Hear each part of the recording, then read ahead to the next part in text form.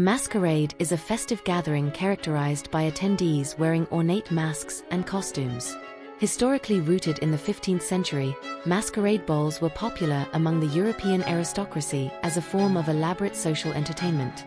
These events often featured music, dancing, and theatrical performances, allowing participants to temporarily assume new identities and mingle anonymously. The intricate masks added an element of mystery and playfulness, encouraging intrigue and interaction among guests.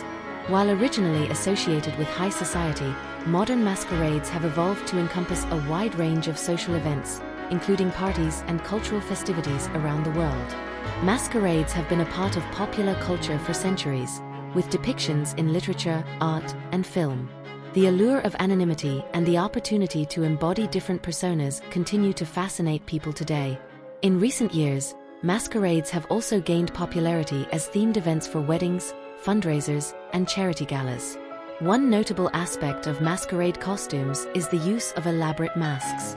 These masks can be made from a variety of materials such as porcelain, leather, or fabric and are often adorned with feathers, gems, or other decorative elements. Some masks even incorporate intricate designs and patterns that reflect cultural traditions or historical influences.